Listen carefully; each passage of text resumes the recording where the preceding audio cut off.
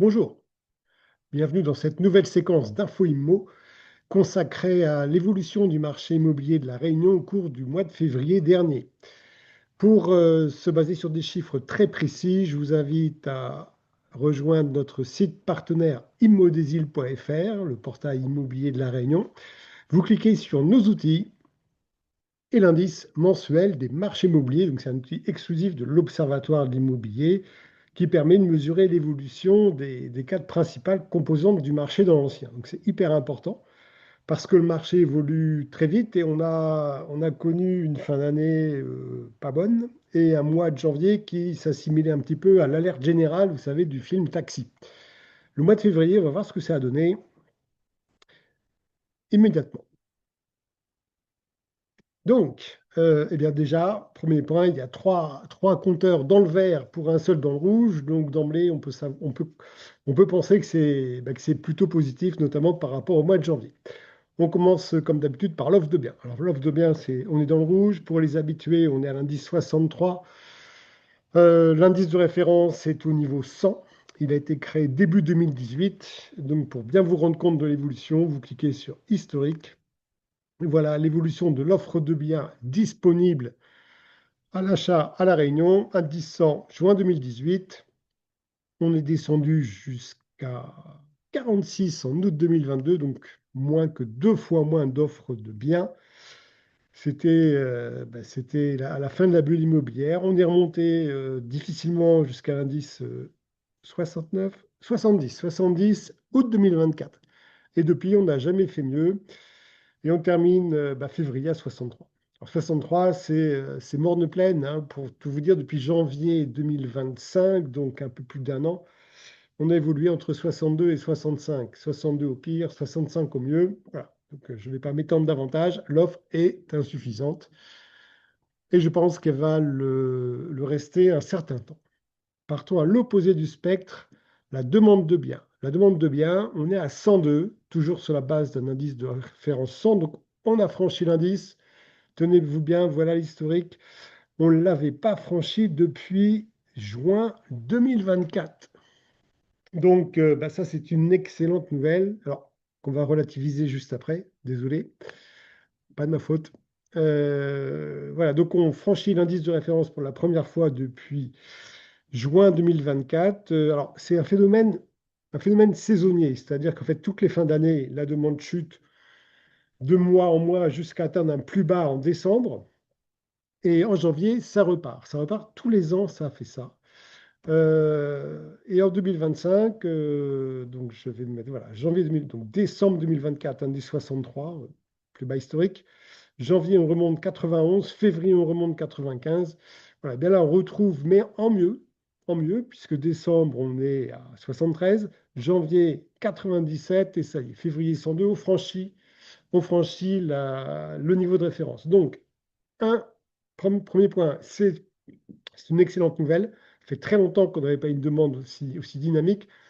Deux, on relativise un tout petit peu, c'est un phénomène saisonnier, mais on surperforme le phénomène saisonnier habituel. Donc on reste dans le tout bon. Là où il y a un petit souci, c'est que donc notre analyse s'arrête au 28 février et vous savez pertinemment ce qui se passe au Moyen-Orient. Et donc, j'ai regardé ce que donnait l'évolution de la demande au mois de mars. J'ai pris les 10 premiers jours de mars que j'ai comparé aux 10 premiers jours de février. Et point très important, j'ai pris exactement les mêmes jours, c'est-à-dire du dimanche au mardi de la semaine suivante. Donc, il y a exactement les mêmes jours. On sait que le week-end, ça change complètement la fréquentation et l'expression de la demande. Voilà. Donc, à 10 jours, exactement les mêmes mars par rapport à février, on est à moins 15%. Alors, la demande chute de 15% au mois de mars par rapport au mois de février. Si on se réfère à l'année dernière, voyez-vous, le mois de mars 2025, il était plus haut que le mois de février, 2 points de plus. Mais bon, bref, on n'était pas à moins, on était à plus. Là, on est à moins 15. Alors, on va voir comment ça va évoluer, mais notre travail, c'est d'analyser le passé, le présent le plus proche, et puis essayer d'anticiper. Et bien, là, voilà, donc on anticipe une chute de la demande vraisemblablement au mois de mars. Bon, ce qui est à qu'il est, pour l'instant, la demande est bien meilleure qu'en janvier. Troisième point, les ventes. Les ventes, on est à 128. Donc là aussi, on est dans le vert. Et ben, c'est là où c'est très positif par rapport à janvier. Janvier, on était à 101, on a frisé la punition, on était limite sous l'indice de référence. C'était vraiment l'alerte générale. Et bien là, on passe au correct. On passe au correct. Alors, c'est pas excellent parce que si je reviens aux années antérieures, février 2025, on était à 149. Donc bien mieux. Mais 2024, 122. Donc moins bien que ce mois de février. 2023, 133, un chouïa de plus.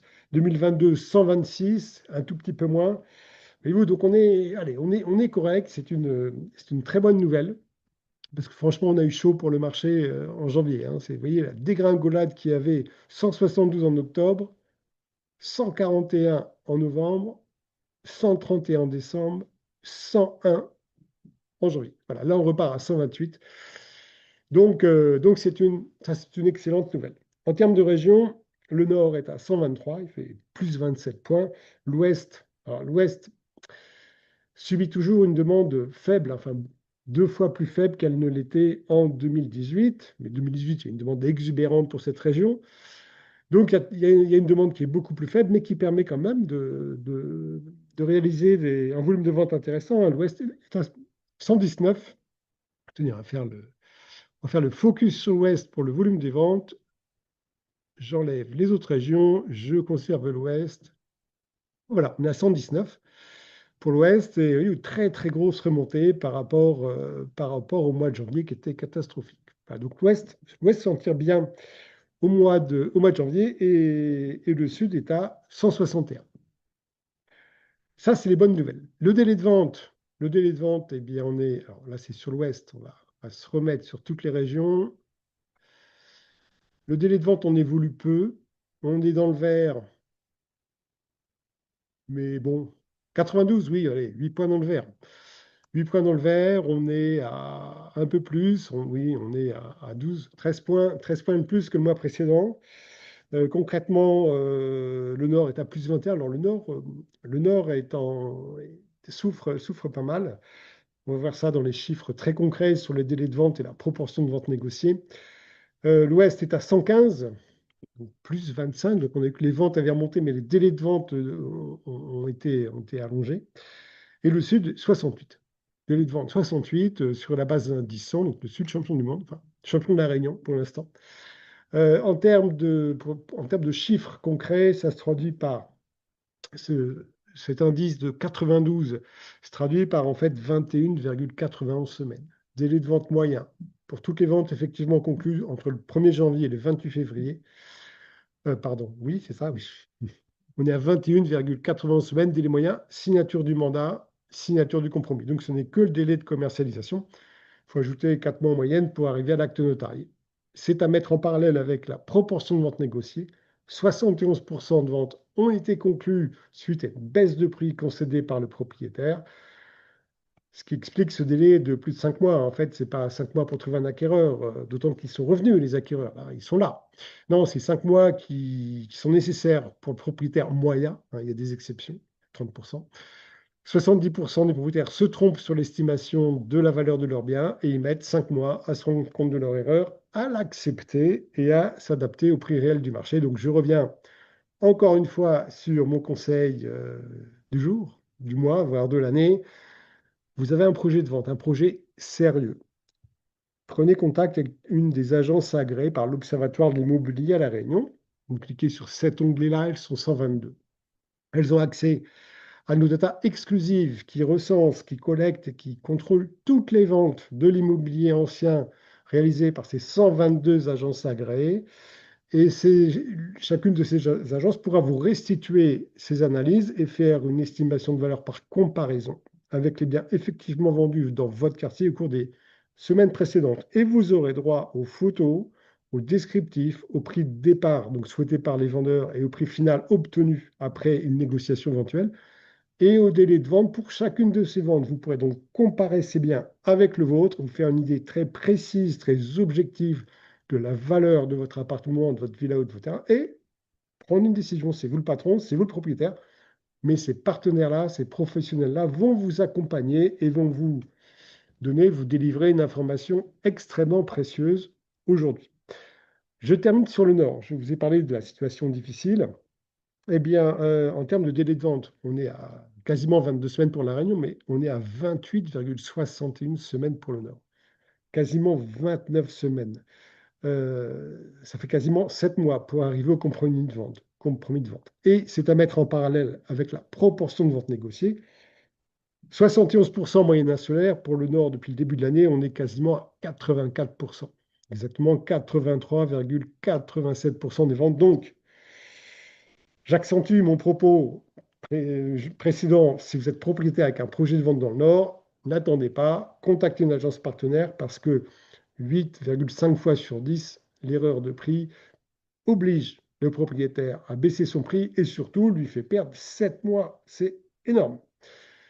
Voilà, j'en ai terminé. On verra dans un mois si l'anticipation qu'on a faite sur l'évolution de la demande se vérifie. Je ne le souhaite pas à deux titres. Un, ça veut dire que le conflit s'est terminé. Et deux, ça veut dire donc que le marché reprend. Bon, surtout que le conflit s'est terminé. Cela étant, je vous souhaite un bon mois de mars. Kenavo.